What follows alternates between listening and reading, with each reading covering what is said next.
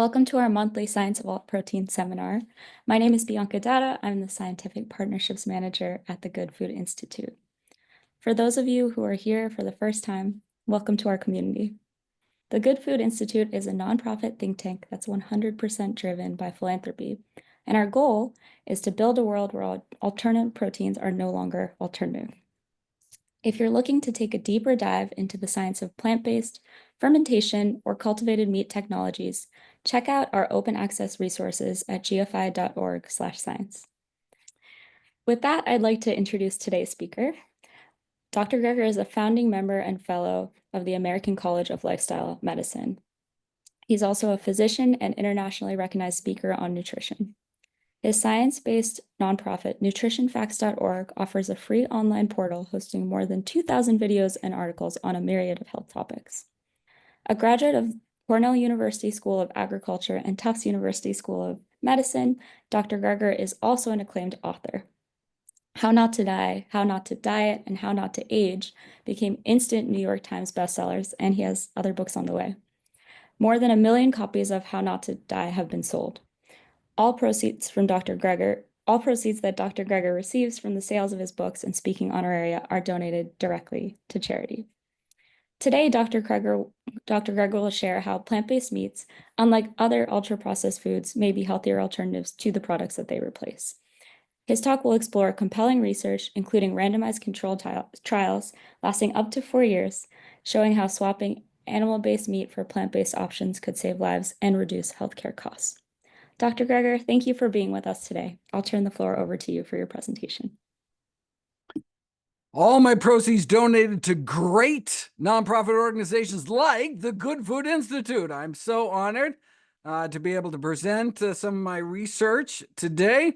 This will be an abridged version of a 3-hour continuing medical education credit workshop I'm going to be giving in August. There's also will be a 35 video series on the topic that will be starting on nutritionfacts.org in September. And I plan to publish a book on the subject as well this year. And so very interested in what questions people have, any suggestions for additional research directions I can take to make the most comprehensive treatment on the topic of alternative protein products and ultra-processed foods. First, why should we care? Well, in a survey of nearly 10,000 consumers across 17 countries, half said they avoid plant-based substitutes because they are ultra-processed foods. I avoid plant-based meat replacements because they are ultra-processed, 54%. Now, this is understandable, since based on studies involving nearly 10 million people, greater exposure to ultra-processed foods has been associated with a higher risk of a variety of adverse health outcomes, including premature death. And this was after controlling for confounding factors, including dietary quality. So it apparently wasn't just because they were eating junkier diets, suggesting that at least some of the adverse consequences of ultra-processed foods may be independent of dietary quality. This could involve things like harmful additives, or heat-induced contaminants, or packaging chemicals, or on down the list. Here are the 16 factors identified by the developer of the ultra-processed food classification system that might help explain why increased consumption of ultra-processed foods may increase the risk of disease and death. And so, using these criteria, normally, when you compare ultra-processed products to the foods they were designed to replace, for example, water versus Kool-Aid, or fruit versus a fruit-flavored candy, the ultra-processed product tends to do worse, and not just because of a junkier nutrient profile. That's just the first row. However, plant-based meats appear to be the exception, better in most ways compared to the foods they were designed to replace. Let's start at the top. 2024 systematic review found 9 studies comparing the nutritional quality of plant-based meat to the animal-based meat products they were designed to replace, using a variety of different nutrient profile systems, kind of scoring systems, and they all found that ultra-processed meat alternatives scored mostly better, healthier than conventional meat based on every nutrient scoring system that's been tested. There was actually a 10th study listed that wasn't listed, but based on the food compass system that scores foods on a scale from 1 to 100, with 1 being least healthy and 100 being most healthy. Here's some of the examples of foods scoring a perfect 100 versus some foods scoring the worst, all the way from kale down to cake. Here's how the plant-based meats scored on that 1 to 100 scale. On average, about 3 times higher than their closest animal meat comparators. Similar results were found in 2 other popular scoring systems. Now, chickpeas would be better than either chicken, and soybeans would be better than soy burger, scoring a perfect 100. But compared to meat, the plant-based meats do better in every single case. In the field of nutrition, it always comes down to that eternal question, instead of what, right? Is something healthy? Well, compared to what, right? After all, the choice at Burger King is between this and this, not between this and that. Though, of course, there is a third choice, not ending up at Burger King. Based on their nutrient profiles, plant-based meats would be expected to reduce chronic disease risk. According to this study published last month, when it comes to heart disease, stroke, and cancer, plant-based meats would be expected to decrease the risk of these killer diseases by about 3% per daily serving replacement. Now, whole soy foods might take that down an extra 2%, because they're not weighed down by the sodium issue. But overall, swapping even 1 serving of plant-based meat a day nationwide could potentially prevent more than 100,000 cases of heart disease, stroke, and cancer in the United States every year. 100,000 cases prevented with 1 daily serving swap of plant-based meat. And next on the list is calorie density. In about 90% of studies, calorie density was significantly lower among plant-based meats, or about the same, not significantly different. So plant-based meats are the ultra-processed exception there, too, in addition to beating out meat in every nutrient profiling system tested. Similar texture by design, similar lack of physical encapsulation of macronutrients inside intact cell walls. Happy to talk more about that in the Q&A. Fewer missing phytonutrients. For example, yes, plant-based meats may pale in comparison to the whole plants they may have come from in terms of antioxidant content, but they still average twice as high as the meats they were designed to replace. Next on the list are industrial contaminants, like advanced glycation end products. For those unfamiliar, the acronym AGE was chosen intentionally. These are pro-aging toxins involved in nearly every age-related disease you can think of. In the largest, most cited database of AGEs in foods, they tested 9 meat-based burgers and 9 plant-based burgers. All of the meat burgers numbered in the thousands, whereas all the plant burgers were hundreds or less. The average AGE content of the meat burgers was over 6,000, compared to an average of less than 200, 30 times lower levels of AGEs. The thought is that naturally occurring phytonutrients act as inhibitors against the formation of toxicants, thus improving safety of the plant-based meats.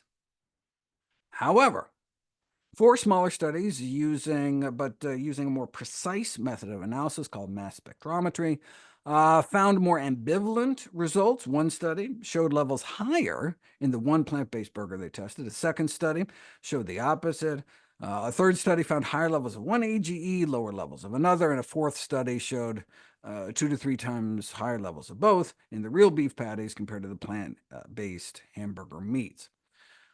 So overall, if you're concerned about advanced glycation end products, plant-based meat again appears to be the exception to the rule that ultra-processed products are necessarily worse than the foods they are meant to replace. In this case, either much better, 30 times better, or about the same, depending on the analysis that's used. Before I get to additives, there are 4 other heat-induced toxins that have been tested in plant-based meats. Furacin, which may damage human kidney and liver cells, is found similarly in cooked meat burgers versus veggie burgers, so same there. I definitely want to address acrylamide, which is the basis of this attack on alt protein that ran as full-page ads in major papers, suggesting that fake meat should have a cancer warning because of the acrylamide. Now, even after decades of research, whether or not acrylamide actually causes cancer is still an open question, but as always, better safe than sorry. Unfortunately, the extrusion feed rates and barrel temperatures that minimize acrylamide actually worsen an advanced glycation end product, so it may be difficult to control both. But not only are the acrylamide levels in plant-based burgers actually comparable to meat burgers, the true irony, of course, is the fact that real bacon actually causes cancer, and burgers probably cause cancer as well, due in part to 2 classes of cooked meat carcinogens, heterocyclic aromatic amines and polycyclic aromatic hydrocarbons, both of which have been found in higher levels in conventional meat than in plant-based meat. There have been 4 studies comparing heterocyclic amines in animal-based meat versus plant-based meat. The first found none of the 4 heterocyclic amines tested in soy-based patties. The levels were not detectable. This may help explain why fried soy burgers were 40 to 250 times less mutagenic, less DNA damaging than fried beef patties. In the second study, there was none of one heterocyclic amine, but similar levels of 2 others. Overall, roasted beef patties may end up with more than twice as many heterocyclic amines in total compared to roasted plant-based hamburger meat. And a fourth analysis of heterocyclic amines in 3 plant-based meat products found the levels to be far lower than in conventional meat products. Even the highest level in plant-based products of the most carcinogenic kind they found was 25 times lower than that found in regular chicken. There appears to be only one study comparing levels of polycyclic aromatic hydrocarbons in meat versus plant-based substitutes, and it found the levels in plant-based meats were about 4 to 5 times lower. A third class of carcinogens found in meat, N-nitroso compounds, form inside our gut when we eat meat, or can kind of pre-formed in nitrite-preserved meats, cured meats, even so-called uncured processed meat with no nitrites added, asterisk, except those naturally occurring in cultured celery powder, in which the nitrates in celery are fermented into nitrites, so that's just a sneaky way of indeed adding nitrites. A ruse that even meat scientists admit may be viewed as incorrect at best and deceptive at worst. In terms of the heme used in impossible products, I'd refer you to the 4 videos I did on the subject on nutritionfacts.org, and save the time here for new data. But what about other food additives? There is a large body of evidence suggesting toxicity from certain artificial food colors, benzoate preservatives, artificial sweeteners, emulsifiers, in part sometimes through our gut microbiome. Now, industry apologists argue that the Food and Drug Administration carefully evaluates food additives to make sure they're safe. until they're not. In fact, to show how well the system works, they cite the removal of 6 carcinogenic artificial flavors in 2018, artificial flavors that had been in the food supply approved for safety since 1964. So we were exposed for half a century before they were banned. And these risks are not just theoretical, right? Remember when the food industry thought partially hydrogenated oils were a good idea, right? Let's replace saturated fats with trans fats. Although many countries now restrict their use, trans fats may be continuing to kill 500,000 people around the world every year. Of course, excess saturated fat is also probably killing, hundreds of thousands a year. But the point is that trans fats from partially hydrogenated vegetable oil killed people for decades before there were any limits on it. Right? The FDA didn't ban it until more than 25 years after the first solid evidence that increased the risk of heart disease, 15 years after countries in Europe started banning it. And meanwhile, every one of those years the FDA didn't act, trans fats were killing maybe 50,000 Americans a year. That's quite the death toll that can be laid at the feet of the ultra-processed food industry. Quite the trail of bodies, all the while the FDA insisted it was safe until it wasn't. Over 30 years ago, red dye number 3 was banned from inclusion in anything going on the skin due to the risk of cancer, so no longer could it be included in cosmetics, but it remained legal and remains legal to go into food to this day. Finally, recently, the California Food Safety Act was signed banning red dye number 3 from food, so in 2027, Loma Linda Big Franks will no longer be able to be sold legally in Loma Linda, but would still have been available to potentially contribute to cancer risk throughout the rest of the country until yesterday, when the FDA finally agreed to ban it from food 35 years after it was removed from cosmetics. The same with some veggie bacon, too toxic to rub on our skin, but okay to eat, at least for the next 2 years. Why has the pork bacon industry figured out how to use cherry powder before the plant bacon industry? Up to 3/4 of plant-based meats have emulsifiers, which might be implicated in the rapid increase in the incidence of chronic inflammatory diseases. And evidence of harm now includes human clinical trials as well.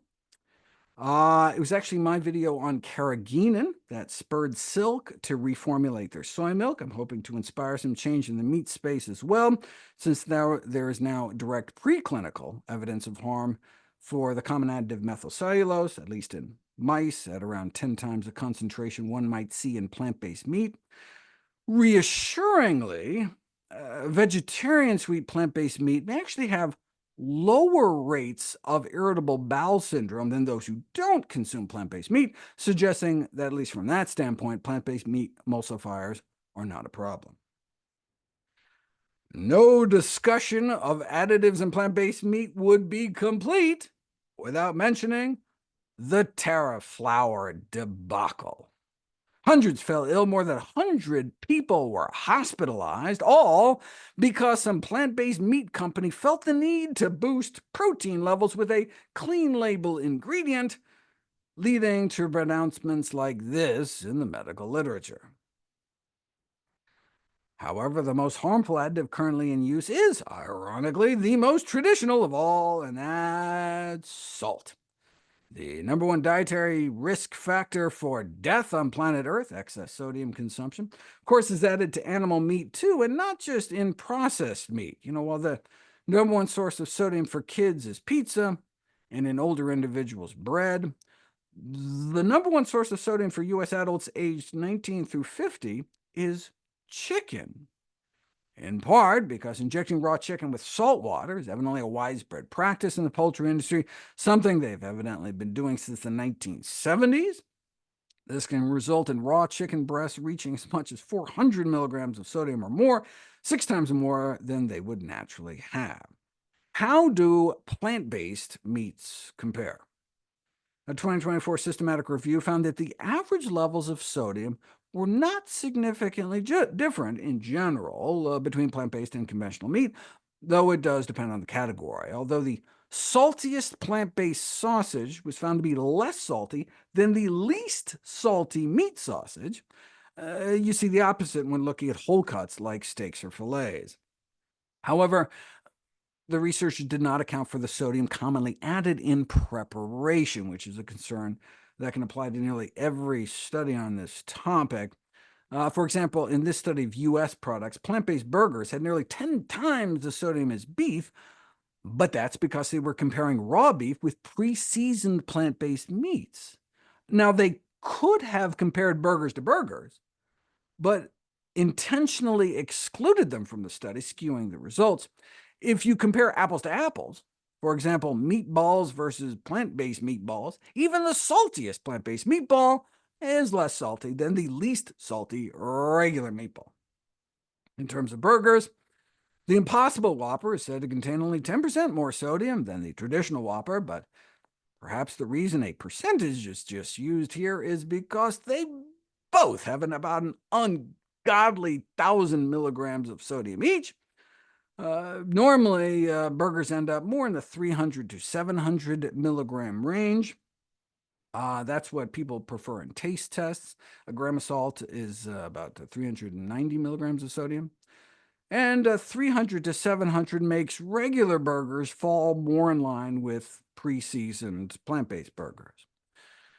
Though, on average, overall, the levels of sodium in plant-based meats are comparable, there are extreme outliers, with up to 1,400 milligrams, which would nearly cap the entire American Heart Association recommendation limit of 1,500 a day in a single serving. Therefore, sodium really is something manufacturers need to keep in mind. So, although plant-based meat alternatives tend to be higher in fiber, lower in saturated fat cholesterol, there is a concern that high sodium content of some products and the potential rise in blood pressure could negate some of the benefits. Well, there have been about 10 studies on the clinical impacts of plant-based meat, and according to this 2024 review, to date, no negative effects on health have been observed. But literally, the very next day after this paper was accepted, this study was published out of Singapore, randomizing people to plant-based meats with triple the sodium of the meat that they were replacing. And there was a blunting of the healthy dip in nocturnal diastolic blood pressure you normally see in the early morning hours, which was attributed to that extra sodium load. Things may be getting better, though. When I created a chart 5 years ago for UBS, Beyond Meat burgers had 390 milligrams of sodium, which is in that typical kind of 290 to 400 range of regular burgers in the U.S. But the 2024 version is 20% lower at 310 milligrams, thanks to the use of potassium salt, potassium chloride instead of sodium chloride. And Impossible now has a beef light with only 260. Ideally, it would be under 180, meeting the World Health Organization recommendation for less than a 1-to-1 ratio of sodium to calories. Bottom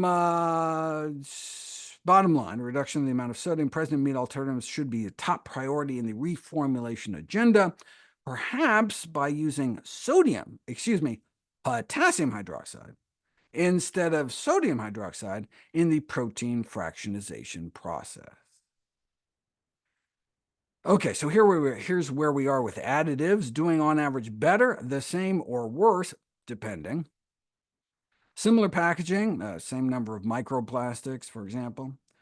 We already determined plant-based meat was healthier nutritionally. What about satiety? A 2024 systematic review of 8 randomized controlled crossover trials, plant-based meat versus animal meat, and overall an increase in satiety following the plant-based intake was reported. This then appeared to translate into lower calorie intake at that meal, sometimes even at the following meal, hours later. This may be attributed to the higher fiber content of plant-based products, as fiber is negligible or absent entirely from conventional meat, together with a beneficial modulation of gastrointestinal hormones, for example, GLP-1, the appetite-suppressing satiety hormone mimicked by weight loss drugs like Ozempic, with a calorie and macronutrient-matched veggie burger boosting GLP-1 about 40% higher compared to a meat burger. This then led to a significantly lower body weight in 2 out of the 2 randomized controlled trials swapping some servings of meat with meat alternatives. In the REMAP study, replacing meat with alternative plant-based products, people were randomized to advise to continue their regular diet or to replace some of the meat they were eating with plant-based meat. And though the intervention group only ended up swapping out less than a single serving a day of meat, they lost significantly more weight within 4 weeks. In the Stanford swap meat trial, participants were instructed to swap out 2 or more servings of meat for plant-based meat a day while keeping everything else the same. During the plant-based meat phase, they inadvertently lost a couple pounds. Notably, this was observed despite no difference in reported total calorie intake or physical activity levels. Same calories, apparently, yet more weight loss. We've seen this before with randomized controlled trials of completely meat-free diets. Same calorie restriction, yet more weight loss, more waist loss, slimmer waist, and less body fat, eating less meat. That may be from the fewer branched-chain amino acids in plant-based meat, which would be expected to improve metabolic health. Or because the resting metabolic rate in those eating vegetarian may be up to 20% higher, so basically just burning more calories in your sleep, burning up to hundreds more calories a day just existing. Regardless of the mechanism, a significantly lower body weight was reported in 2 out of the 2 randomized controlled trials, but in the subsequent Singapore study, the slight half-pound drop in the plant-based group did not reach statistical significance, so it's 2 out of 3, but in general, more satiety and less weight gain. What about insulin resistance, the cause of type 2 diabetes and prediabetes? Randomized controlled trials find that replacing animal protein sources with plant protein sources improves both short-term and longer-term blood sugar control in diabetics, but in most cases they were swapping in whole food plant sources like beans and nuts. This study, however, randomized diabetics to swap out half their animal protein intake for the ultra-processed soy product called TVP for 4 years, the longest interventional trial ever published on plant-based meat, and there was a significant improvement in blood sugar control. Swapping in even 1 serving a day of TVP for red meat for 8 weeks can lead to a significant improvement in insulin resistance, though only a whole soy food swap was able to significantly affect fasting blood sugars within that time frame.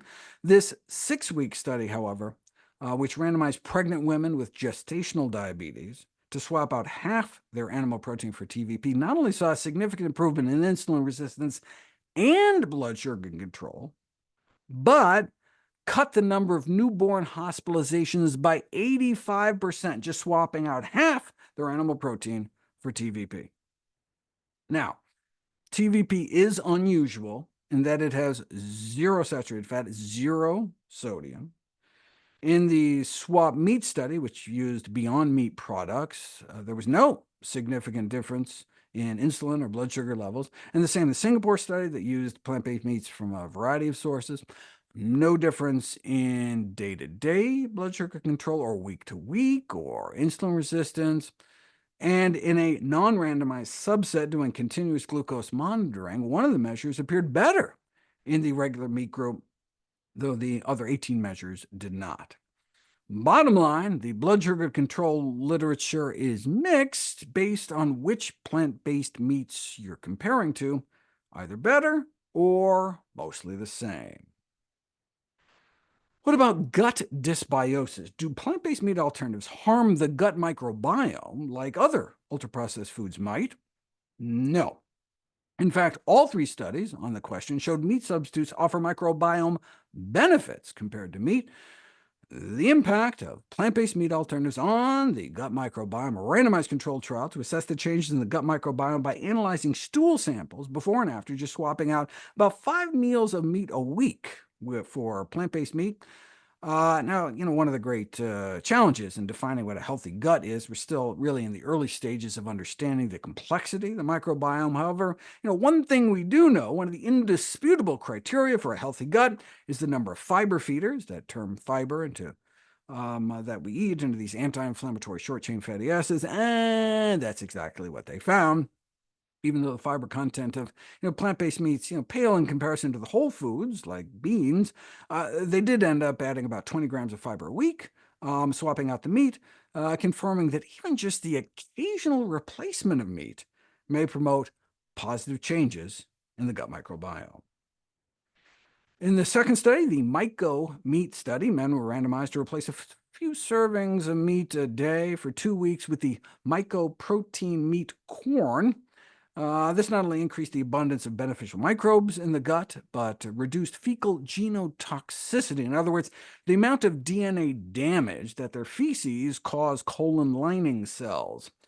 Now, that may just be because they're cutting down on meat, but on the mycoprotein, there was a boost in good bacteria like lactobacillus, which may protect against cancer, at least in rodent models, suggesting that the fiber in mycoprotein may have prebiotic potential, feeding our good gut bacteria.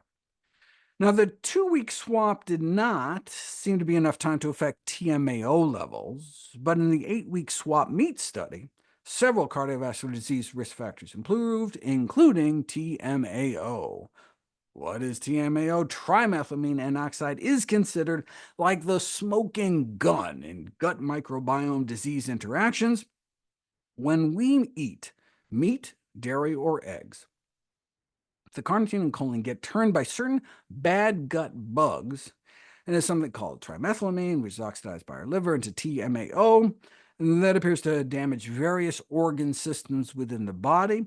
So, the cardiovascular harm from eggs and meat is more than just cholesterol and saturated fat. TMAO is linked to some of our deadliest diseases: cardiovascular disease, diabetes, high blood pressure, stroke, cancer. Check out those p-values. Those are my kind of p-values, like 6 times 10 to the negative 21st. Right? That means you'd only get a finding that extreme by chance if you ran the study, about 1,000,000,000,000,000 times. So, TMAO may also mean time to minimize intake of animal products, which we can do by switching to plant products. Okay, so better for our gut. What about inflammation, artery function, and oxidative stress? In the swap meat study, they saw several improvements, but inflammation was not one of them. The authors suggest maybe the 8-week study was just kind of too short to achieve detectable improvements in systemic inflammation, but a healthy enough diet without any meat can cut inflammatory markers like C-reactive protein as much as 30% in half the time, right? Just 4 weeks. Instead, it was presumably because he used Beyond Meat products containing enough coconut oil that although they were consuming less saturated fat than the meat group, the level may still have been too high. Saturated fat is the single most pro-inflammatory food component known. Swapping out some meat for a healthier alternative like TVP, and you can get as much as a 75% drop in C-reactive protein. In terms of artery function, even a single day of plant-based meals can improve markers of artery function, as well as improving actual artery function after 5 weeks of replacing about a third of their protein intake with soy protein products, though in both studies included some kind of lesser processed soy foods like tofu. Finally, oxidative stress, excessive free radical damage. Swapping out half of one's animal protein intake for TVP did not just improve insulin resistance, blood sugar control, but also reduce MDA levels. Malondialdehyde, the most commonly used kind of biomarker for oxidative stress. Replacing just a single serving a day of red meat for TVP led to a significant drop in oxidative stress and a significant boost in the total antioxidant capacity of the bloodstream within 8 weeks. Even after a single meal, conventional meat burger versus veggie burger, and the plant-based meal ameliorated oxidative stress compared to the meat meal, indicating the therapeutic potential of plant-based nutrition in improving the progression of complications in type 2 diabetes and obesity. So, in terms of inflammation, either better or no different, depending on the type of product, better artery function, and less oxidative stress. So, unlike almost any other ultra-processed product, plant-based meats appear to be the rare case in which ultra-processed products are actually better overall than the foods they were designed to replace. However, this probably says less about how healthy they are and more about how unhealthy modern meat is. Take food safety, for example. In response to a Super Bowl ad placed by a meat industry-funded lobbying group questioning plant-based meat for its hard-to-spell ingredients, Impossible Foods responded with a parody questioning an unintentional additive in conventional meats. According to the latest data, about 85% of ground beef and turkey are contaminated with fecal bacteria at a retail level, and about half of chicken and a third of pork. But you don't have to cook the crap out of plant-based meat because there shouldn't be any crap to begin with. Fecal contamination is not just unseemly, but a critical public health issue. Fecal matter, considered the main source of some of our most serious foodborne pathogens, such as Salmonella and Campylobacter. Salmonella, the leading cause of foodborne hospitalization and death, contaminates 1 in 4 packages of retail chicken sampled by the USDA in the United States, 1 in 8 samples of ground turkey nationally, 1 in 24 packages of pork, and 1 in 67 packages of ground beef. Campylobacter, which sickens about 850,000 Americans every year, is found in nearly every 3 or 4 packages of retail chicken. Even just shopping for meat can be risky, as disease-causing fecal bacteria can contaminate the outer packaging of meat. While these statistics may seem discouraging, the good news is that foodborne illnesses are largely preventable, and the simplest approach to reduce their occurrences is to greatly reduce the consumption of animal products like meat.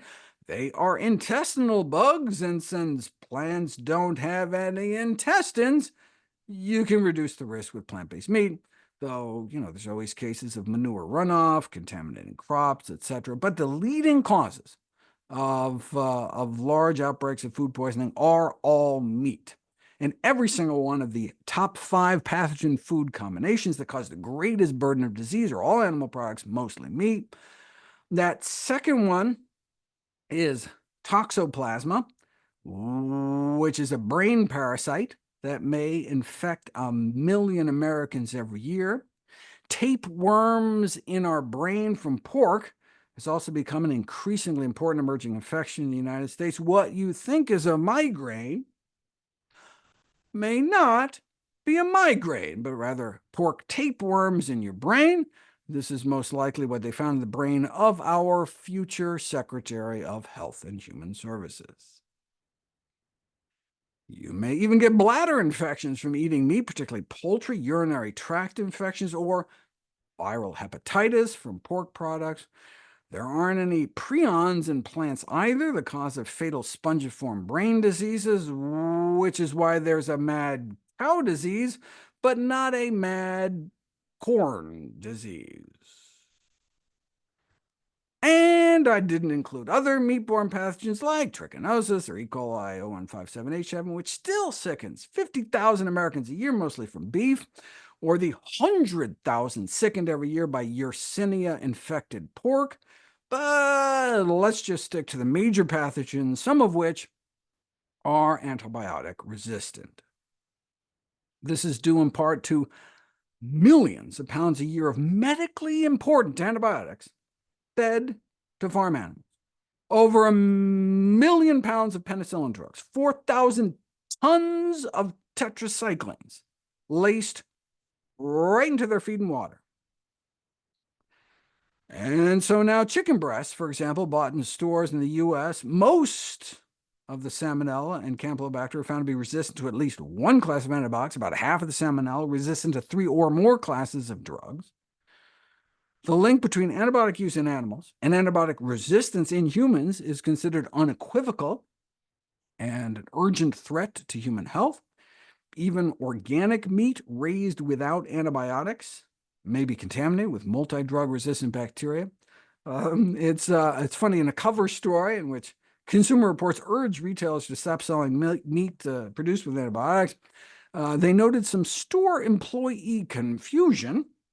An assistant manager at one store, when asked by a shopper for meats raised without antibiotics, responded, wait, you mean like veggie burgers? Exactly. Antibiotic resistance genes can also be transmitted through meat, as well as residues of the antibiotic drugs themselves. You can correlate how much meat you eat to the levels of antibiotics you're peeing out every day. You can imagine what eating antibiotics every day could do to our gut microbiome. In contrast, the production of plant-based meat involves no guts, no feces, no antibiotics necessary. Currently, 7 hormone drugs are approved by the FDA to bulk up the production of milk and meat in the U.S. and Europe. However, there exists a total ban on such use. I already talked about processing contaminants, but there are also industrial contaminants that build up in the food chain, including certain pesticides, PCBs, heavy metals, flame retardants. Can't you just buy organic meat? Surprisingly, the consumption of organic meat does not seem to diminish the carcinogenic potential associated with the intake of these industrial pollutants.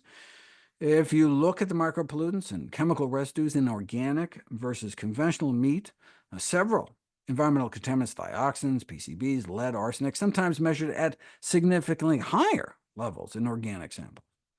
Though cooking does help to draw off some of the fat where the PCBs are concentrated, seafood seems to be the exception, with steaming, for example, generally increasing the concentration of contaminants like mercury.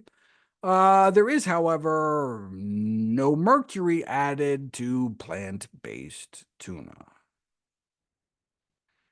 When researchers tested retail meat for the presence of 33 chemicals with calculated carcinogenic potential, like organochlorine pesticides and dioxin-like PCBs, they concluded that in order to reduce the risk of cancer, it was suggested limiting ingestion of beef, pork, or chicken to a maximum of 5 servings a month. Meat presents the only scenario in which ultra-processed products were designed to replace foods we know cause cancer. In fact, the #1 cancer killer of non-smokers, colorectal cancer. These are foods in desperate need of replacement. And it's not just the cooked meat carcinogens I talked about before. Other potential cancer contributors include arachidonic acid, excess methionine, and other sulfur-containing amino acids in general, the trans fats naturally present in meat, formaldehyde, all of which have been found in higher levels in animal meat than plant-based meat. Happy to run through those studies in the Q&A if anybody wants. There may also be cancer-causing viruses and new 5GC, sialic acid not made by plants. The problem is it's not made by humans either, so when it's incorporated into our body when we eat meat, our immune system treats it as a foreign particle, eliciting an immune response, the production of antibodies to attack it in our tissues, which causes like an autoimmune process leading to inflammation that may facilitate the survival and spread of cancer cells. That brings us up to the cancer-promoting growth hormone IGF-1. Switching people to completely plant-based protein can lower IGF-1 levels, but just swapping out a few daily servings of meat for plant-based meats for 8 weeks was insufficient to significantly bring levels down, although it did bring down TMAO, and there may also be a strong link between colorectal cancer and TMAO, the gut microbial metabolite of dietary meat. Or maybe it's from the meat putrefying in our colon. Some of the products of this putrefaction process have been implicated in the development of colorectal cancer. There have been studies on plant-based meat swamps For ammonia and cresol, even a single plant-based burger generates significantly less ammonia within hours, which can become a serious problem in liver cirrhosis. And swapping in a few servings of meat a day with mycoprotein meat leads to a significant drop in cresol exposure, which is a uremic toxin that appears to promote the invasion and migration of cancer cells. An acid-generating diet is also associated with increased risk of cancer. For example, a high dietary acid load is associated with an increased risk of breast cancer, colorectal cancer. The most acid-forming foods are all meats. The most alkaline-forming foods are vegetables. What about plant-based meat? The majority exerted a lower acid load compared to their meat-based counterparts. The blue dashed line is where beef comes in, and the red dashed line is chicken. So all the plant and mycoprotein-based meats are less acid-forming than chicken, and most less acid-forming than beef. And indeed, in the swap meat trial, switching to some plant-based meat had an overall alkalizing effect. This reduction in dietary acid load would be expected to reduce damage to a variety of organ systems, including the kidneys. This may help explain why, in that 4-year controlled trial of diabetics, randomized to switch half their animal protein to TVP, not only was there a significant improvement in blood sugar control and cholesterol and triglycerides and inflammation, but also a significant improvement in kidney function. Within even just 7 weeks of the same half TVP swap, almost every single person got worse on the regular diet, more loss of protein in the urine, but switching just half their animal protein to TVP, and nearly every person got better. So, plant-based meat is better than animal-based meat in about 40 different ways, though mold toxins and food allergens may be the exceptions. Mold toxins are practically unavoidable, affecting about a quarter of the world's crops. Although feeding moldy crops can lead to contaminated animal products, the levels in meat are generally lower than in plants. About 300 samples of plant-based meat have been tested, all from Europe, and the levels are such that if everyone switched to 100% plant-based meat, intake of a few, like the liver carcinogen aflatoxin, would exceed safety levels and present a potential food safety risk. The first published risk analysis acknowledged that shifting to plant-based meat alternatives would eliminate the colorectal cancer risk from animal meat. However, if these mold toxins are not regulated, we could end up with higher risks for the consumer, as in more liver cancer cases caused than colorectal cancer cases prevented. Luckily, as things stand, the same research group estimated that potential risk of liver cancer for switching to all plant-based meat would be low, affecting at most 1 out of every 2 million people who made the switch. But bottom line, plant-based meat contamination with mycotoxins is a matter that can no longer be ignored, especially with climate change expected to continue to exacerbate the problem of moldy crops. And in terms of allergens, although the majority of food allergens are to animal products, allergies to land-based meat are rare, unless, that is, you're bitten by certain types of ticks. But about 1 in 150 people have wheat or soy allergies, which can be common components of plant-based products. All in all, though, plant-based meat alternatives are the rare example, perhaps the only example of ultra-processed foods that are better in many ways than the foods they were designed to replace. Now, obviously, some of these categories are more important than others. The fact that bacon is officially designated as cancer-causing is more important than the fact that it may have a few more calories than plant-based bacon. But cancer is just killer number 2. The leading cause of death for men and women is heart disease, and covered under nutrient profile are the 3 things that raise LDL cholesterol: saturated fat, trans fat, and dietary cholesterol. Yes, there are other factors that affect heart disease risk, sodium, TMAO, but LDL cholesterol, also known as bad cholesterol, is unequivocally recognized as the principal driving force in the development of atherosclerotic cardiovascular disease, which is our leading cause of death for men and women. If LDL is the primary driver of our primary killer, then if you could just know one thing about a food, if there's only one question you could ask, it would be, what does this food do to my LDL cholesterol? So we're looking at nutrition labels for saturated fat, trans fat, and cholesterol, since any intake level above 0 increases LDL cholesterol and therefore increases our risk of coronary heart disease. And saturated fat contents are usually relatively low in plant-based meat alternatives, averaging between 1/2 and 1/3 compared to conventional meats.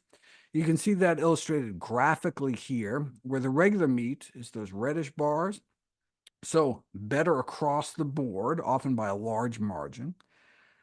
This is as true in Europe as it is in South Africa and the US, where plant-based meat may only average 1/3 of the saturated fat. For some categories, as noted in the systematic review, the most saturated, fattiest plant-based meat has less saturated fat than even the leanest meat comparator.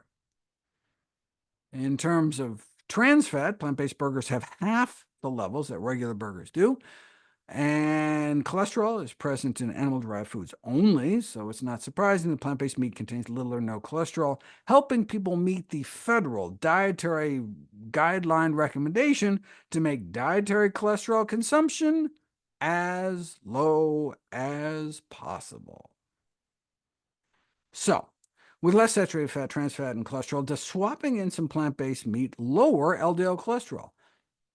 Yes, a meta-analysis of a dozen trials found that replacing some or all meat with plant or mycoprotein meat alternatives dropped LDL an average of 15 points within 6 weeks.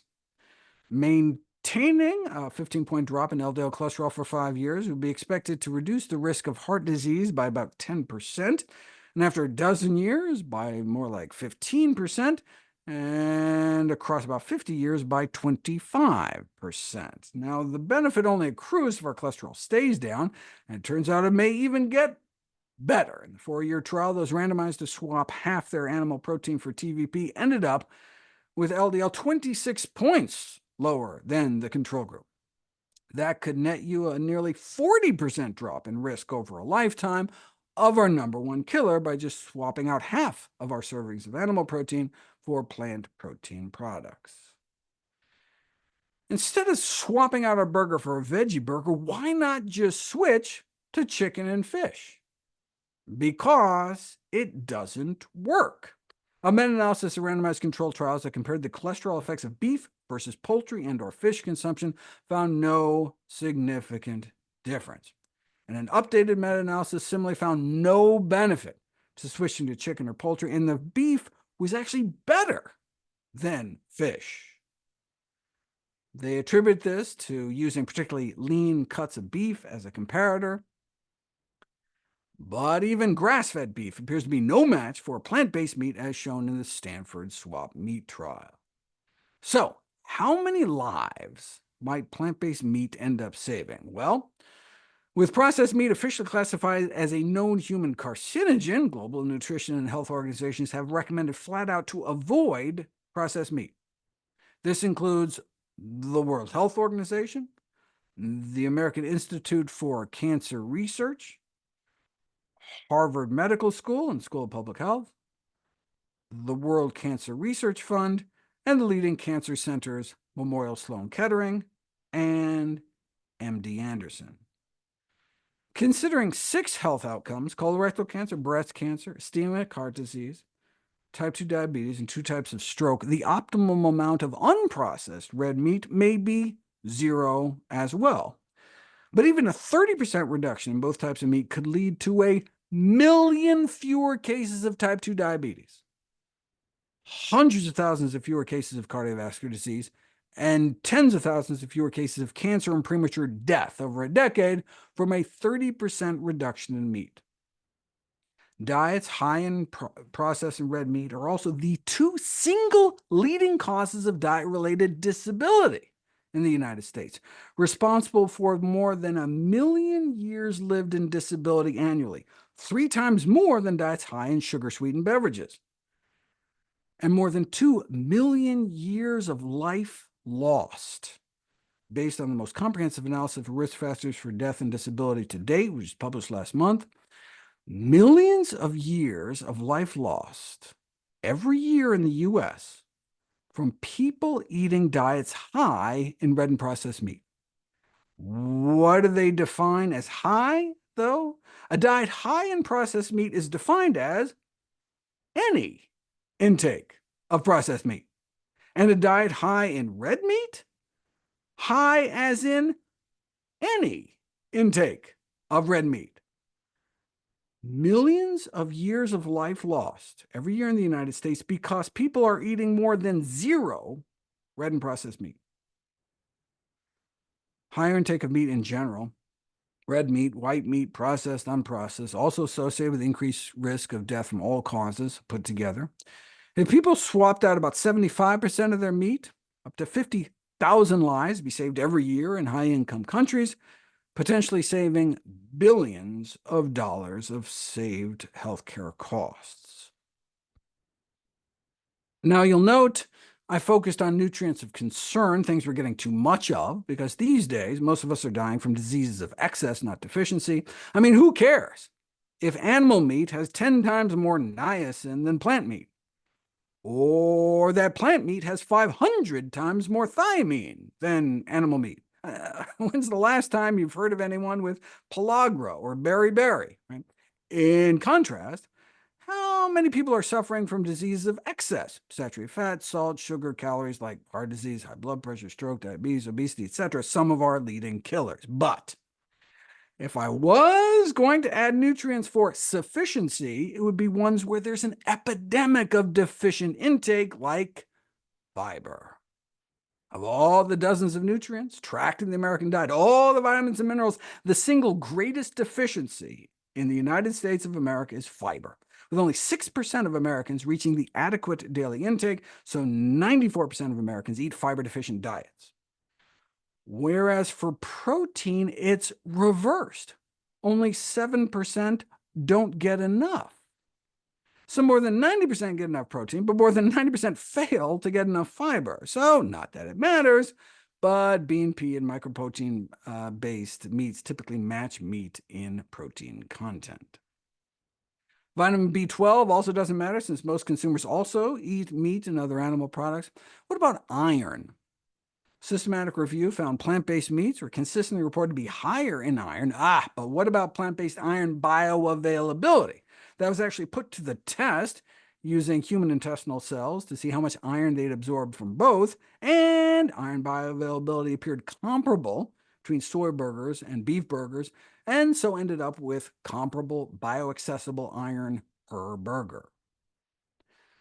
Another nutrient of particular concern to reproductive age women is folate, due to concerns about birth defects, and the 4 studies I could find showed between 2 and 28 times more folate in plant-based meat, and happy to run through those studies as well.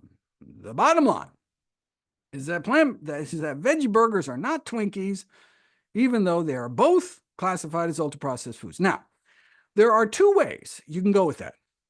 You can decry the concept of ultra-processed by parroting false industry narratives, suggesting a lack of consistency in categorizing ultra-processed foods. But that study used untrained individuals, whereas independent research showed that trained individuals disagreed less than 5% of the time. Anyway, that's one response you can have: attack the ultra-processed concept itself. Or you could take what I would argue is a better tact, not denying ultra-processed foods tend to be worse, not denying plant-based meats are ultra-processed, but rather that despite this classification, they're the rare exception in which they compare well with the foods they were designed to replace, in this case, potentially saving thousands of lives. However, for those interested in a more fundamental babies out with the bathwater attack on the ultra-processed concept itself, it might go like this. In the latest dietary guideline for the American Heart Association, they recommend to avoid ultra-processed foods. But they do have an asterisk. Some healthy foods may exist within the ultra-processed food category. Let's see what the true culprits are. If you look at the 3 big Harvard cohorts, 200,000 people followed for decades. Yes, total Ultra-processed food intake was associated with cardiovascular disease, but that was driven by soda and meat. Sugar-sweetened beverages and processed red meat, poultry, and fish, like fish sticks. What if you exclude soda and meat? Well, then the relationship between ultra-processed foods and cardiovascular disease disappears. What about mortality? Yes, those who ate the most ultra-processed foods in general had a higher rate of dying prematurely, but it mattered what kind of ultra-processed foods, with ready-to-eat red meat, poultry, and seafood products showing particularly strong associations with mortality. The apparent worst ultra-processed food when it came to dying prematurely in general? Meat, poultry, seafood. The worst when it came to dying from cancer? Meat, poultry, seafood. The worst when it came from dying from cardiovascular disease? Meat, poultry, seafood. The worst when it came to dying from lung diseases like emphysema? Meat, poultry, seafood. The worst when it came from dying from neurodegenerative diseases? Ice cream. And the worst when it came from dying from other causes? Meat, poultry, seafood. Bottom line, the major factors contributing to the harmful influence of ultra-processed foods on mortality are processed meat, poultry, fish, and soda. So here, the negative life-shortening effects of ultra-processed foods was really mostly talking about the negative life-shortening effect of processed meats, like burgers, chicken nuggets, and fish sticks. Though the association between more ultra-processed foods and higher mortality does appear present even among vegetarians. Yes, plant-based diets, reducing or avoiding eggs, dairy, fish, and meat have been linked to reduced risk of various chronic diseases, including our leading killer, cardiovascular disease. That does not mean you can live off of vegan donuts. Non-ultra-processed foods like fruits and vegetables are associated with lower risk of disease, but plant-sourced ultra-processed foods like Oreos and Mountain Dew are associated with higher risks. And so dietary guidelines shouldn't just tell people to cut down on meat and other animal sources foods, but also to cut down on junk. Okay, no big surprise. But this was how the paper was reported on: the hidden health hazards of vegan sausages. Vegan fake meats are linked to increase in heart deaths. What? If you look at the study, only 0.2% of their diet was meat alternatives. 39.4% of their diet was composed of ultra-processed plant foods, but only about 1/500th of their intake was meat alternatives. They were eating 30 times more pastries. I mean, isn't that more likely to be a culprit? 14 times more fries and candy, even 4 times more hard liquor. But apparently, there's not a lot of clickbait to be had by telling people, vodka and cream puffs aren't good for them. What we need is a more granular study that separates out meat alternatives for analysis, and here we go. 250,000 people followed for over a decade, and while it is true that higher consumption of ultra-processed foods in general increase the risk of cancer and cardiometabolic multimorbidity like cardiovascular disease, diabetes, but that was driven by ultra-processed animal products and soda, not plant-based meats. Oh, sorry, let me go back to that. Not plant-based meats. Just so you can see where that lands. So, when the authors conclude that higher consumption of ultra-processed foods may increase the risk of cancer and other diseases, their data really only shows that consumption of foods of animal origin and soft drinks are associated with such risk. And indeed, when the authors were challenged to go back and exclude the animal-based foods and beverages, the relationship between ultra-processed foods and those multiple diseases disappeared. That's also what a systematic review and meta-analysis of all such studies showed: the only categories of ultra-processed foods associated with higher mortality were sweetened beverages and meat. So the only ultra-processed food that appears to be killing people is meat. In that case, instead of being part of the problem, plant-based meats may be the solution to the ultra-processed foods issue. One other ultra-processed study that separated out plant-based meats looked at telomere length, which is a measure of cellular aging. Their study found that higher consumption of total ultra-processed foods associated with shorter telomere length was a sign of accelerated aging. However, some subclasses of ultra-processed foods may be associated with longer telomere length, suggesting slower aging. And the class of foods associated with the longest telomeres: vegetarian alternatives, plant-based meats. Yes, the bottom line is that nutrition policies and dietary guidelines should continue to emphasize a diet rich in whole plant-based foods. Indeed, if all meat in high-income countries were replaced with whole legumes, we could potentially decrease mortality rates 5 or 6%. According to this new study last month, that can mean saving 180,000 lives every year in the United States. If instead we replace meat with processed or ultra-processed plant-based meat substitutes, we'd only save about 130,000 American lives a year, about a 4% drop in overall mortality. That's still a lot of lives saved. So we shouldn't let the perfect be the enemy of the good. Plant-based meat alternatives are better than the alternative. Or as one study put it, plant-based meat could be considered meat with benefits.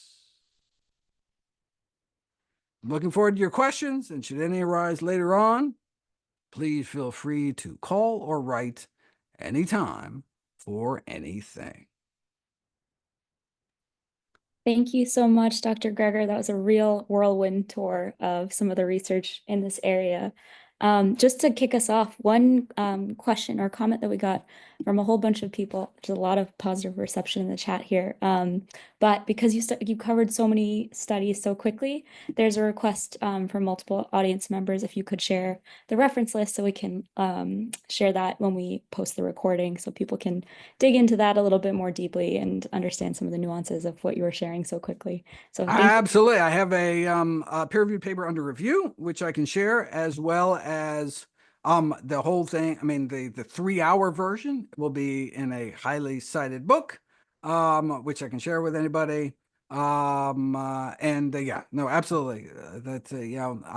Citing everything to the teeth is what we do at nutritionfacts.org. Fantastic. Thank you so much. Appreciate that. One question to start us off. You covered so many different studies in this talk, which was fantastic. Are there any areas of research? You kind of mentioned towards the end that we need a little bit more granular research here. Can you elaborate a little bit more on what other kinds of research you think needs to happen in the space and what studies you think are high priority? Yeah. So really, I think there's four areas. One is the mycotoxin stuff really surprised me. I mean, this is not, of course, just a problem in this sector, but a problem across the world. But it's the kind of thing that can be regulated. I mean, you can, test, the kind of primary products to make sure that, you're not getting soybeans, you're not getting moldy soybeans inadvertently.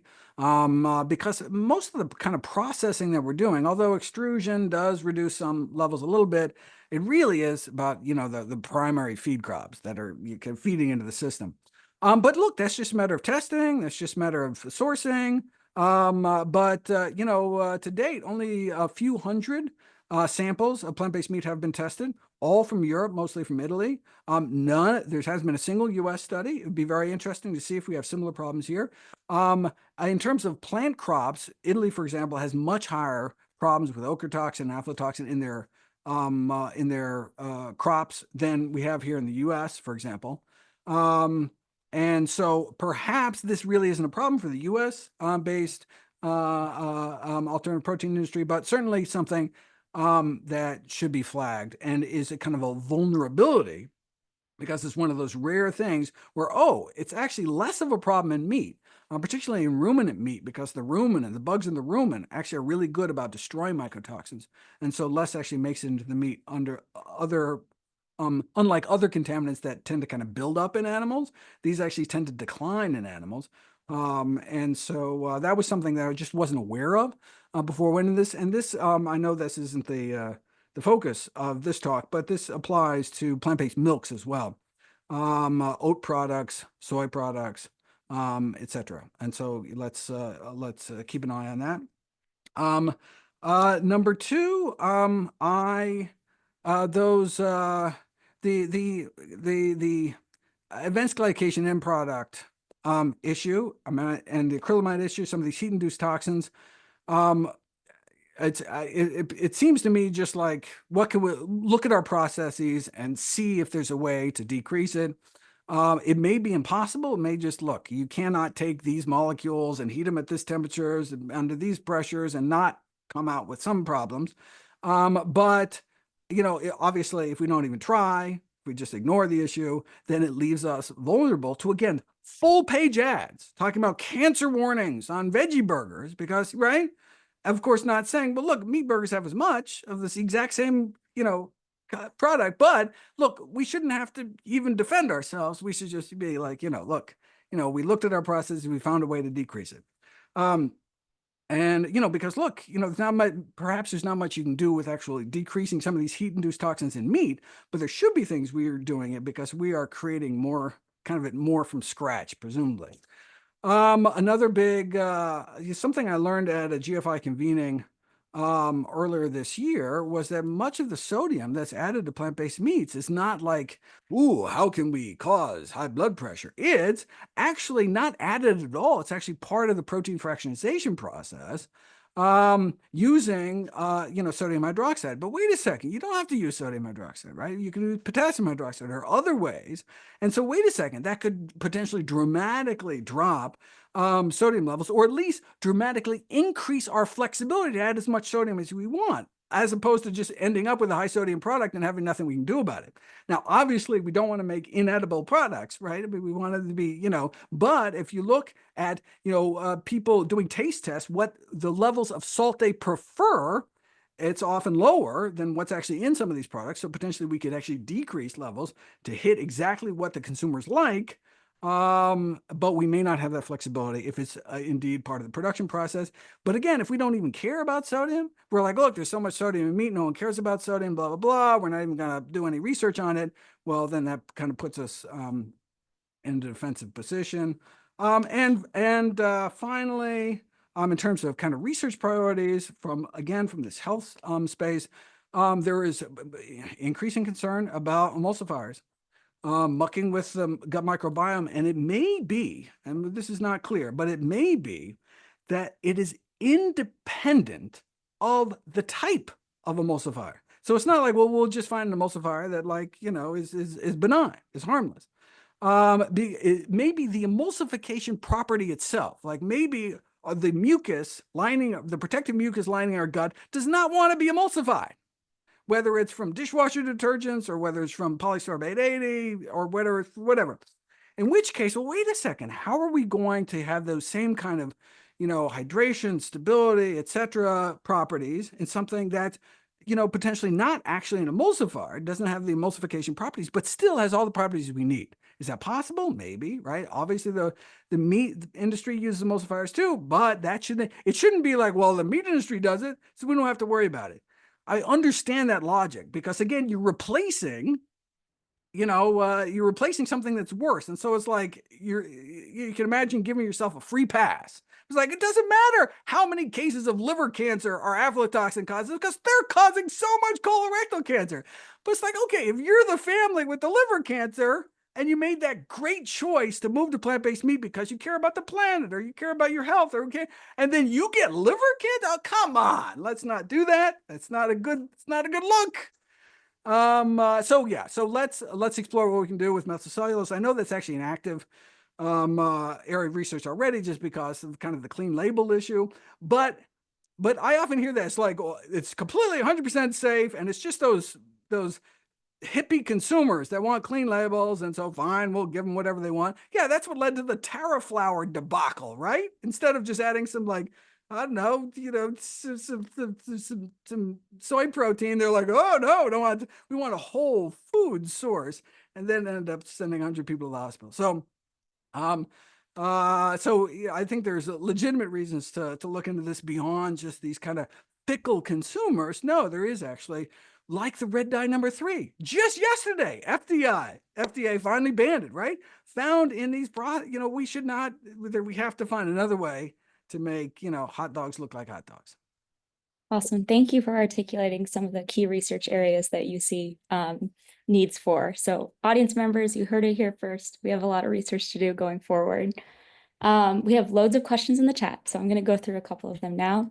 Evan would like to know a little bit more about how the animal diet and fatty acid composition might impact the results that you shared in terms of the health risk, especially around the carcinogenic aspects of cooked animal meats. So is there any nuance to this body of evidence around things like grass-fed beef health benefits compared to corn and soy? And I know you started to touch on that, but can you elaborate a little bit more on that? Yeah, well, the concern about the carcinogenicity of both unprocessed and processed meat has to do primarily with these just when you take creatine and you take blood sugars at a high enough level, you create at high enough temperature, you get these heterocyclic amines, whether you like it or not. And so it really has nothing to do with like how you grew the animal, whether it's organic, whether it's not, what you fed the animals. It's just like that is a property of muscle tissue. You can do that with any muscle and you get kind of similar bad things happen. But certainly in terms of cardiovascular disease risk, that's really where the lipid profile comes in. This is kind of a simplified. Everything is oversimplified. Everything in science is oversimplified. You have to, otherwise, one study you'd spend 4 hours on it. But so, for example, saturated fat, right? There's many different types of saturated fat. Some increase your cholesterol, some don't increase your cholesterol. But in general, it's these long chains like the myristic and palmitic acids that are found in beef. So like the beef industry says, look, we have stearic acid. It's a saturated fat that doesn't raise your cholesterol. Yeah, but you also have these terrible ones that do. Like, it's terrible. Same thing used by the coconut oil industry. I mean, it's literally the same kind of ridiculous talking points. So look, it's possible. So this is really, I think, more of kind of a cultured meat conversation where it's like, okay, look, if we're going to make meat, okay, we just eliminated the food safety issues, right? Okay, we just eliminated, in terms of, foodborne illness, we eliminated the, industrial contaminant issue. Okay, but then there's some still kind of fundamental issues that have to do with, animal products that may contribute to disease risk, and what can we do about it? And the primary thing, just because the number one cause of death around most of the world is cardiovascular disease, number one thing would be, if possible, to change the lipid profile. Of course, that's difficult. And that's why we had the whole trans fat issue. We need this kind of room temperature fat to add this certain kind of mouthfeel. And so, that's why we hydrogenated all this vegetable oil, and God knows that was a disaster. And so is it possible? Look, I mean, so the Beyond is doing stuff with avocado oil now. How they're able to, and so wait a second. If they're able to do it with avocado oil, which is liquid at room temperature, wait a second, did we not have to use saturated fat? Did we not have to use coconut oil ever? Like, what? I mean, is it just for like little flecks of white stuff? Like, wait a second. And so if that's the case, oh my God, that really opens up the opportunity to dramatically reduce saturated fat even further. But again, in general, we're doing so much better on saturated fat. But, as you saw in those slides, right, any intake of saturated fat above zero, which is really impossible, but any increased risk, increased LDL, which increases cardiovascular disease risk, same thing with trans fats, and same thing with dietary cholesterol. Oh, one other thing I'd like to mention in terms of research direction. So I know I just like ran through so quick, so much stuff, but one thing I think is worth taking a short pause for is, okay, regular meat burgers, twice the trans fat as plant-based burgers. Okay, fine. Next. Wait a second. Why is there trans fats in plant-based burgers, right? Okay, well, we know that trans fats naturally formed ruminant animals, right? So meat and dairy, we can get those natural trans fats. But if you compared the amount in chicken to plant-based chicken, there would be trans fats in plant-based chicken, but not in chicken. Why? So where those trans fats in plant-based meat comes from? It comes from the refining of vegetable oils. The deodorization process of making refined vegetable oils creates trans fats. Very small amount, like 1%, but okay, that's 1% too many. Why? Because literally zero, right? There's big controversy of whether FDA should even allow you to to label your product trans fat free if you have 0.4 grams of trans 0.4%, from calories, trans fats, because they kind of, can you round it down to zero? And some argue that no, any trans fats, it really should be, ideally intake should be zero. And so is there a way that we can find either less refined oils, like does avocado oil? Presumably that's not, I don't think you have to do the same kind of refining. I have no idea. But like maybe there are oils that don't have that same, but you can imagine what you have to do to get corn oil, right? I mean, like you take corn, not a very oil substance. You really have to do a lot. Something like cottonseed or something. But there maybe there's a deodorization process that produces less trans fats, or there's an oil, a vegetable fat source that we can use that doesn't have trans fats or has zero trans fats. Again, we're doing better than ruminant meat, but not better than non-ruminant meat when it comes to trans fats.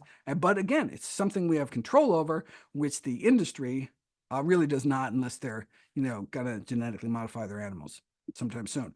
One other thing I want to slip in, again, this is off topic, I apologize, but anytime I speak to anybody in the all protein industry, please fortify plant-based milks with iodine. Fortify plant-based milks with iodine.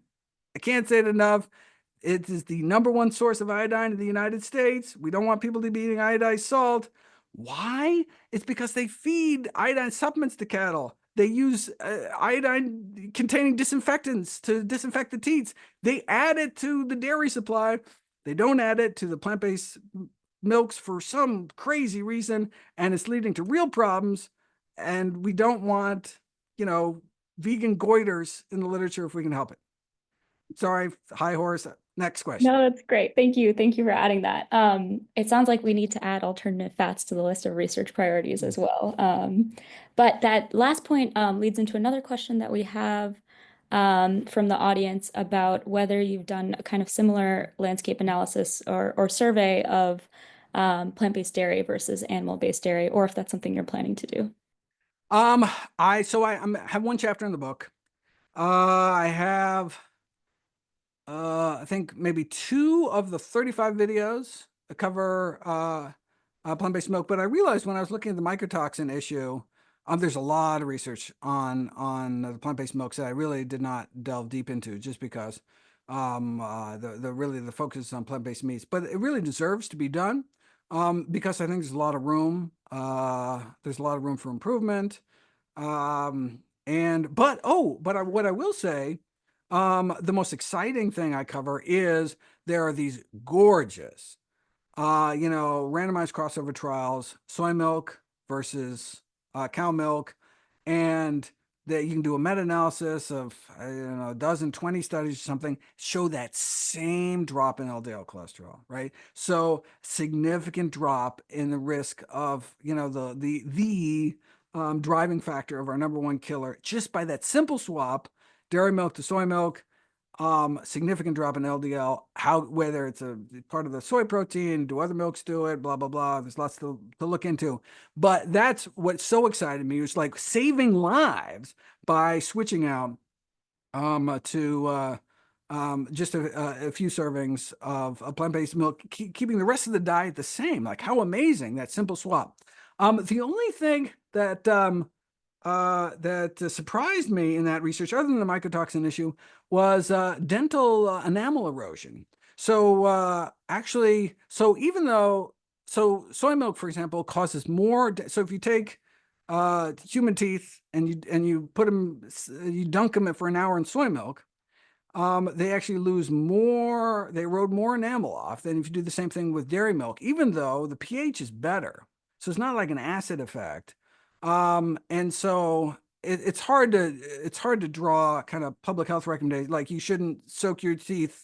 You shouldn't like rinse with soy milk for an hour, right? I mean, okay, but maybe after, drinking soy milk, should we rinse our mouth with water afterwards? Like after drinking something sour like hibiscus tea or orange juice or something, really should wash the natural acids off your teeth.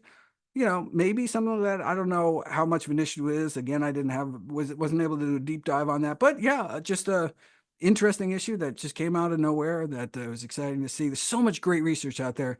Really excited to share it with the world. Yeah, it sounds like there's some really exciting questions there that we'll be excited to hear updates about. There's a question from Stephen about some of the studies that you covered and the methods there. So he mentioned that you used a lot of relative risk numbers and was curious about if there are any corresponding absolute risk numbers that you referred to. And can you speak at all to how these researchers might have dealt with confounding factors to draw the conclusions that you mentioned in your slides? Well, in terms of relative risk, often I actually did talk about how many lives. So 4% drop in overall mortality saves 130,000 American lives a year. And so the 130,000, that's the absolute risk reduction, is that's how many lives would be saved by a seemingly small relative risk reduction of 4%. Why? Because lots of people die, like 2 million people, right? So I'm trying to think, is there any, so cardiovascular disease, right? So what does a 40% drop in cardiovascular disease risk mean? It is the leading killer, but it really only kills about a third of us. But single leading killer. Yeah, no, that's a good point. I will make a note to add absolute risks when I do the book. Awesome. I'll ask the audience to stay tuned for that as well then. We have a question from Gianni about, so you mentioned these additives and things like emulsifiers and how those are related to health issues. How are the potential cumulative effects of an increased consumption of these compounds being studied? And do we know anything about the impact of the body? Oh, yeah, that's a juicy question. Yeah, and so often these, that's the difficulty of looking at food additives, is that they're often, eaten together. And so, you do one artificial color, and so a lot of these, for example, the hyperactivity data, looking at like the fine gold diet, dropped not only the artificial colors, but also the benzoate preservatives at the same time. And they were that and saw this benefit, and they were criticized, understandably, by, well, like, wait, you can't switch two things out, and then how do we know what really does it? And basically, his response was just like, we don't need either of them. Like, it's just like, we don't need artificial colors or artificial flavors. So just cut them both out. Like, we don't need, it's such a food industry. Well, just tell me the non-carcinogenic way to make my strawberry Pop-Tarts look like strawberries without actually adding strawberries. And, their response was like, come on, this is enough that we should be concerned enough to be like, question some of these kind of cosmetic additives. Um, but so the emulsifiers, I presume, would be less of an issue, since they all would presumably have this kind of same mechanism of action. But there have been studies. So only recently do we actually have interventional human data. And what they've done, they've put people on like low emulsifier diets. So that is such a broad swath kind of thing, where they're cutting out, carboxymethylcellulose, they're cutting out polysorbate, they're cutting out tween, they're cutting out all these, and seeing, for example, significant improvement in inflammatory bowel syndrome symptoms. That is super exciting, but it's like, oh my God, it's such a huge change. Like, how do we know? How do we know what is really kind of the culprit here? And so what you do is these kind of ex vivo studies, where you take, kind of gut stool samples and kind of a digester, and it kind of mimics the human gut. And then you just add kind of the levels of emulsifiers you would expect in common kind of dietary consumption. And then you say, oh, these kind of, and of course it's very super complex, 1,000 different species. And so how do you tell if it has a good microbiome effect or a bad microbiome effect? But there are certain things like, is it bifidogenic? Does it increase the, good bacteria? Does it cause virulence factors to come out, these kind of pro-inflammatory factors?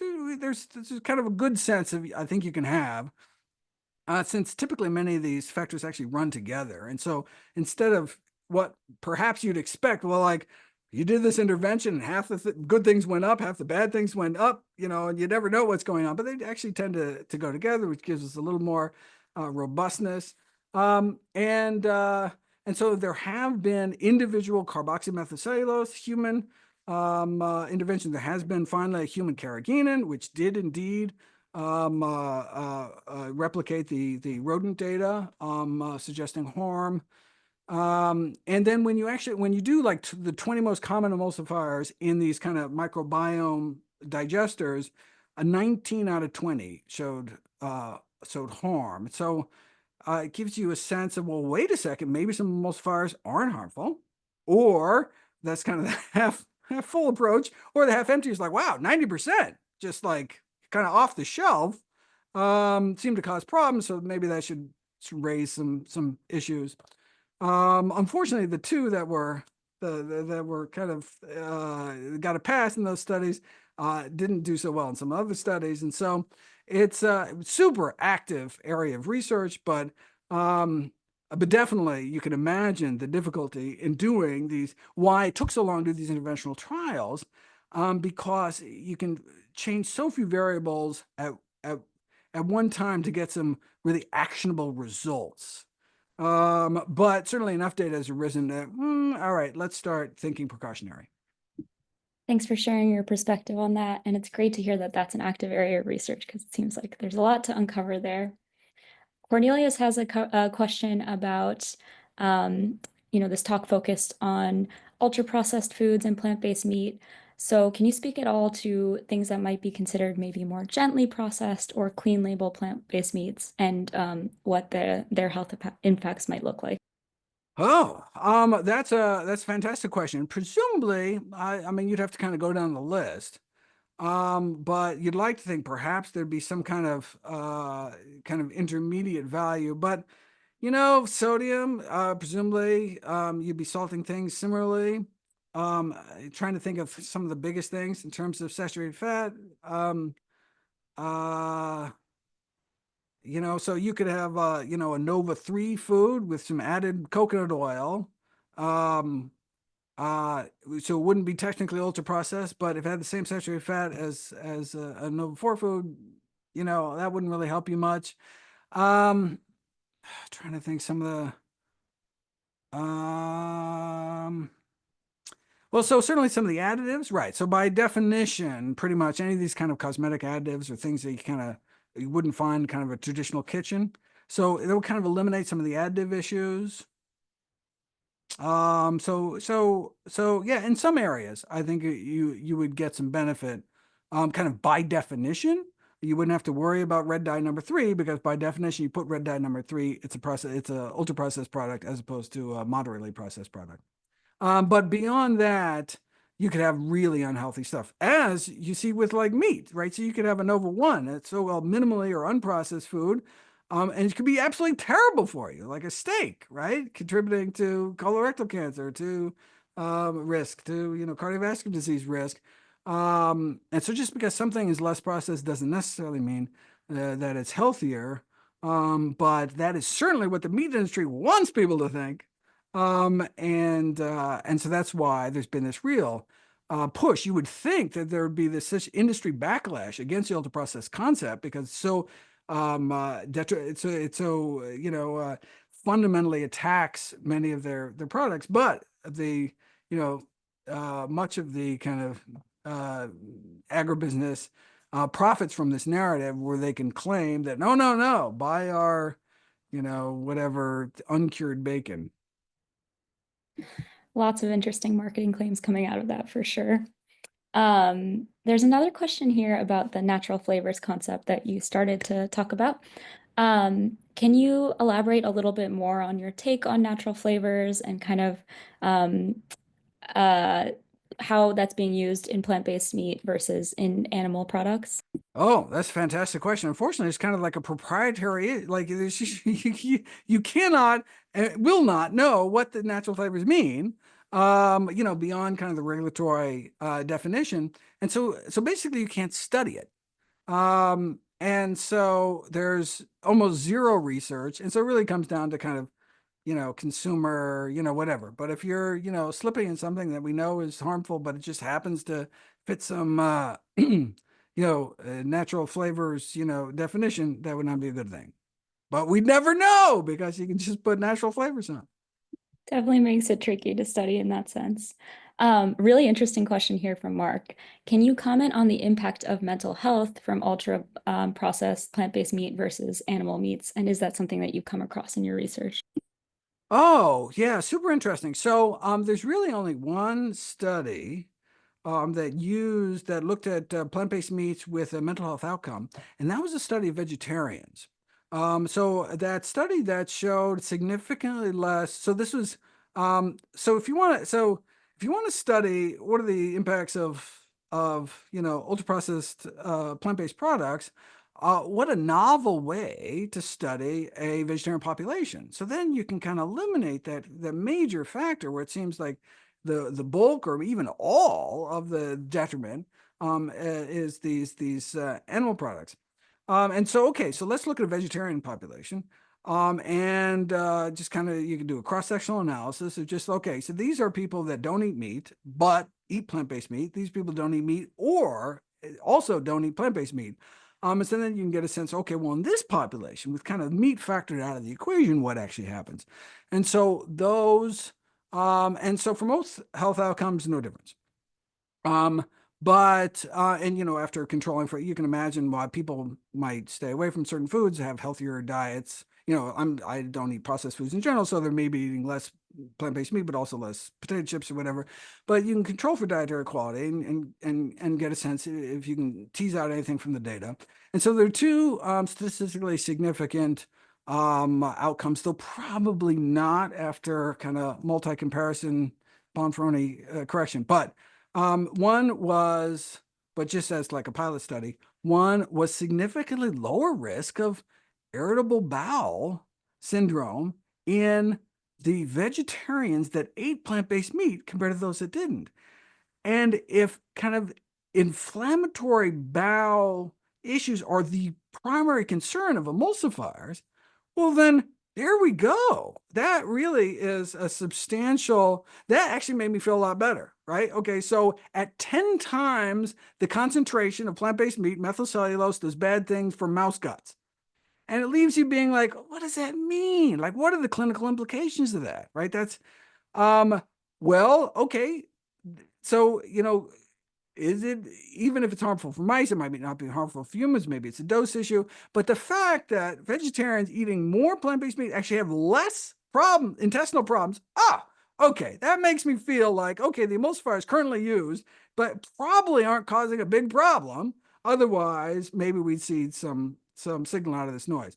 But on the flip side, the other statistically significant outcome was significantly more depressive symptoms among vegetarians who ate plant-based meat.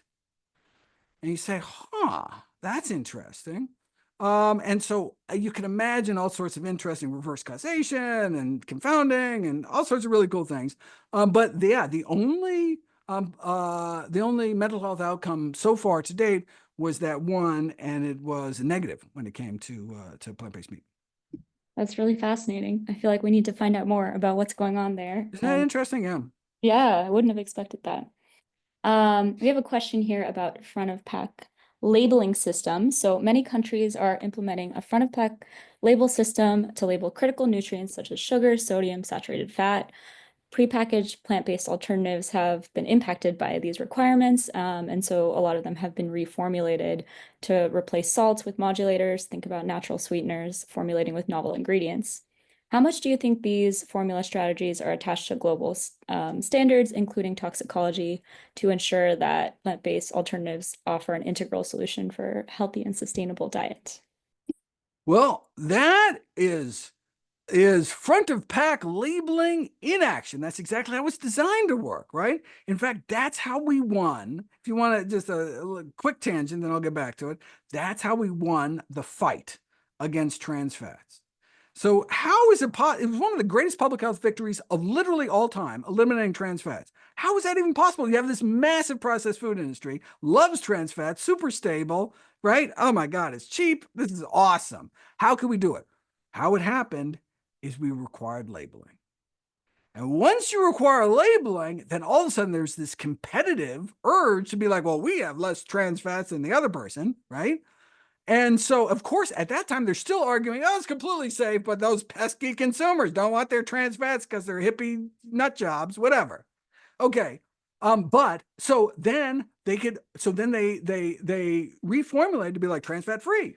We have no trans fats, blah, blah, blah. Okay. And so basically, just the requirement of labeling, no restrictions at all on how much trans fats you can put it. We're killing tens of thousands of Americans every year. We're just got to label it. The labeling, once the industry themselves, to gain a competitive advantage, remove trans fats, then the federal government can come in and be like, oh, by the way, we're going to ban it. And the industry is like, we don't care. We already got rid of it. It'll have zero effect on our bottom line. But you can imagine going the other way, saying, oh, we're going to ban it. Oh, my God. You would have, senators dragged through the streets, right? But what an interesting, okay. So similarly, that's what the front of pack labeling is meant to do. Oh, we're not this draconian, the governmental regulate. We're just saying, look, you just have to informed consent. You just have to tell people, in kind of a standardized way. And of course, the industry has fought tooth and nail against front of pack labeling, tried to dilute it, et cetera, et cetera. But what does it force industry to do? It's like, oh, God, all right, well, darn it. Now we actually have to care about sodium, right? And it would be nice if companies were like, maybe we should care about sodium because we don't like killing people. Okay, that's not so much. The stockholders, how many people you killed at the next quarterly meeting, the shareholders aren't going to ask that. But they are going to ask about sales, and at the front of pack labeling is going to tell, okay, now I can't just like hide behind some health halo of natural, plant-based, blah, blah, blah. Okay. So that's exactly what's supposed to happen, reformulation. Now, of course, we don't want people to reformulate in a bad way, like trans fats. That is the example, right? Saturated fat's bad. We're going to reformulate, drop our saturated fat, move to trans fat, kill more people. Okay. But in most cases, right, when you are reformulating to drop sodium, right, you're using potassium chloride. We have randomized controlled data saying tremendous life-saving benefits to even switching half to half potassium salt. Huge trials. I mean, some of the greatest data. And so we have tremendous leverage. Now, of course, there's the bitterness aspect and metallic and blah, blah, blah. And then, if you have to add some like anti-bittering agent, could that be a potential problem? And then make sure, some weird things on your ingredients list or whatever. It's like the sugars, cut down sugars. How do you do it? Artificial sweeteners. And now we're realizing, oh, these artificial sweeteners aren't so great. Sucralose industry is like, we're totally safe. We're not absorbed at all in the bloodstream. Well, guess what? What does that mean? It gets dumped in the gut and it screws up the gut microbiome and it causes metabolic problems. Oh, all right. Okay. So those are examples of, good reformulation strategies trying to make things look better on that front label packaging that actually potentially could do more harm than good, or at least not make things better. But forcing the industry to make healthier food, it's exactly the point. But of course, if given the market pressures, if we're doing it in a way that's not actually helping people, it kind of undermines the whole point. Yeah, definitely some trade-offs associated with formulation changes and needs to be done with care. And if nobody's going to eat it, it doesn't matter. Also true to think about how it tastes and I'm constantly reminded of that. So, and absolutely important, right? And particularly, right, anything that'll take people away from, from animal meat has these tremendous benefits, even if it has all this sodium, all this other blah, blah, blah, blah, blah. But, look, I'm a public health guy. And so I'd like us to save more lives. Absolutely. Yeah, I can get on board with that as well. Kind of a good transition. There's a question here from Paul about precision fermentation, which is often used to help produce those flavors that make this a more appealing product. Have you done any research on the effects of products that use precision fermentation to create meat or dairy? Well, in terms of fermentation in general, like the kind of corn product type fungal fermentation, that is really a way that you can get an almost whole food unprocessed kind of product, with that crazy kind of muscle fiber like texture, blah, blah, blah, all this without these kind of high temperature, things, and without necessarily adding as many of the, it has some kind of moisture retaining properties that you'd have to add saturated fat or something. there's certainly ways that there's certainly potential for being able to produce, you want plant-based meat with fewer ingredient lists, fewer additives, fewer processes. Fermentation really does seem to have some tremendous potential. Having said that, look, much of the, plant-based meat technology we're using was like invented, God, how many decades ago? Like, it's possible that, maybe there are some technological advances in just kind of the regular space that could actually enable us to make even healthier products. But kind of just like right out of the box, fermentation can make these really exceedingly healthy products. And in fact, there was just this last week, a new meta-analysis of LDL reduction from plant-based meat swabs. And it's actually lower than what I cited. And that's because the one I cited was both mycoprotein and plant-based meats together, all the swabs. But if you cut out the mycoprotein, cut out all those corn studies, then you actually have less of a LDL. Still significant, still life-saving, but less of an LDL. And so more reason to look into that sector. Yeah, the mycoprotein space is super, super exciting for a lot of the reasons that you stated in terms of really being able to produce something with that texture and also these other Crazy, wonderful health amazing. Yeah, yeah, benefits. yeah. And the Yeah, fiber. certainly underutilized, right? Yeah, You would expect. yeah, absolutely. Anthony has a question about how this information is being received by the public. So, when you talk to clinical patients or in other kinds of public interventions, what are people's reactions to this? And are you finding that there's traction for this, or are you getting a lot of resistance? You are the first public that this has ever been exposed to this. I was so excited about this research. Instead of waiting till it's like all fancy and polished and blah, blah, blah, and wait till the book's out so people can actually get it, and wait till the, 3 hours is out if you want to watch it and all the videos. That won't be till the fall of this year.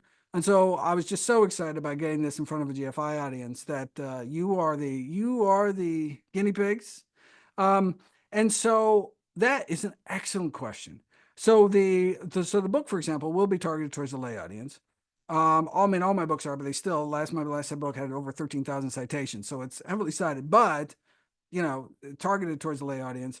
And is this what I'm laying out? Is it just too nuanced for like the person off the street if you don't have a lot of time?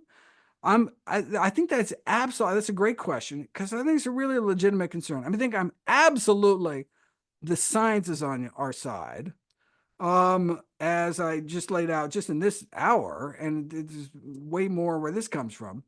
But in today's world, having science on your side doesn't necessarily win the day. Can this be communicated in a way? I mean, it's kind of so much easier, maybe in some ways, to take, to just parrot ultra processed food industry talking points. Like we are going to just say what Coca-Cola says and what, oh, ultra processed, this whole concept, it doesn't mean anything, blah, blah, blah. But you should realize, those who want to take that tact, you should realize that the field of nutrition is onto you. I mean, I'm surprised at how impotent the industry has been to convince the nutrition community to ignore this concept. I mean, there's just been this absolute exponential rise in ultra processed, discussion about the ultra processed concept. And you just have editorial after editorial being like, okay, yes, there's these few, in pocket of industry people, you're making the same talking points. They're all wrong for these reasons over and over and over again. So the medical field, the nutrition field, if you look at the peer-reviewed medical journals and nutrition journals, I mean, they are very antagonistic to attempts to kind of parrot those same false points. And so I think if we're interested in affecting kind of the academic space, then we have to say it like it is. And that is this more nuanced argument. Yes, it's ultra processed. Yes, most ultra processed foods are absolutely bad. It's actually a very helpful concept. It doesn't allow companies to weasel their way out and make like a low fat Twinkie and then all of a sudden be like, see, we're great. Or make a, Diet Coke, no sugar anymore. We're totally fine. Because it really strikes at some of the what makes some of these foods so bad for us. But at the same time, there's this one example where the foods we're replacing are actually so bad that we can make these products that are actually beneficial overall and in the most important ways, and may actually be kind of the solution to the problem. It's a difficult, I think it's a difficult position to put in a soundbite, as you can get by the length of my answer to this. But hopefully, if this really is the way to go, that we'll be able to find a way to message it in a way that really resonates.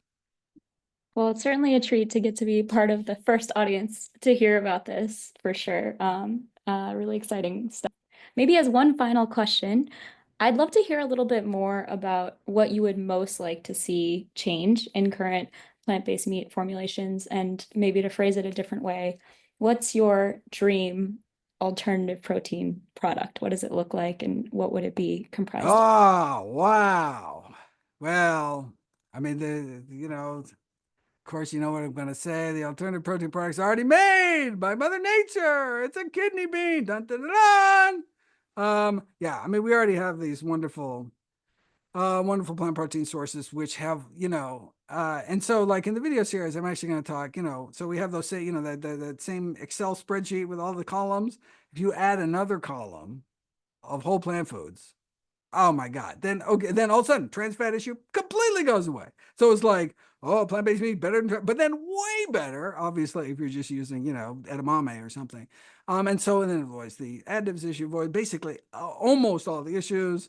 And of course, all the very few small issues that plant-based meats have, certainly compared to animal-based meat. And so that's why the emphasis is really going to be on comparing the two, because that's what people are getting. It's like that Burger King. I love that Burger King slide, right? That's not the choice, people. But yeah, so can we make a something healthier than a kidney bean, or something healthier than so if you took and the way you make something healthier than a lentil, there's one way to do it. You do something to a lentil that makes people eat more lentils. So that's how you make a healthier lentil. More lentils, because lentils aren't healthy when they sit on the shelf. Lentils are only healthy when they're in you. So we add some potassium chloride to lentils. All of a sudden, tastes better. You're eating more lentils. No downside, right? Unless you have kidney failure or something. Okay, so what else can we add to let's add some, whole food source of fat, like, some nut butter or something. I don't know. And it's like you could actually create something where they eat more whole foods, more healthier foods, higher fiber content, strip less fiber away. The microprotein is amazing because it has fiber inside. It starts out like that. How cool is that? Appears to have prebiotic properties. We're still kind of early on in that, but yeah, it's just more whole healthy foods in people's bodies would be ideal. And if we don't get that, then at least we can have a ground where we're still getting less saturated fat, trans fat, sodium into people's bodies. And thankfully, we don't have to worry about the added sugar issue, except when it comes to plant-based smokes.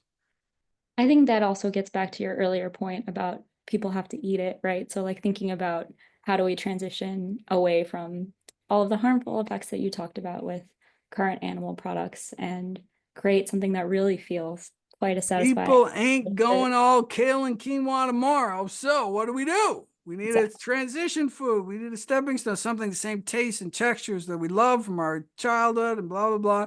Absolutely. Exactly. It's useless, right? I remember I was at a debate with somebody, and they're like, the calcium absorption from just from bok choy is twice as much as the calcium absorption in milk, and I'm just like, yeah, but the calcium absorption drops to zero if it rots in your crisper. Like, you actually have to eat the food. It doesn't work unless you eat the food. So let's get people eating healthier food. I love that as a parting note. Thank you so much for this really fascinating discussion. Everyone in the chat has really remarked on your enthusiasm and the breadth of topics that you covered. So thank you so much for joining us today. It's been a pleasure to chat with you, and I look forward to seeing your book out in the world soon. Absolutely fantastic. And everyone, please support Good Food Institute like I do. Wonderful organization. And looking forward to help out anyway in the future. Please feel free to contact me if you have any further questions. Awesome. Thank you so much, Dr. Greger. Have a great rest of your day. Good to see you all, and see you at the next Science of All Protein.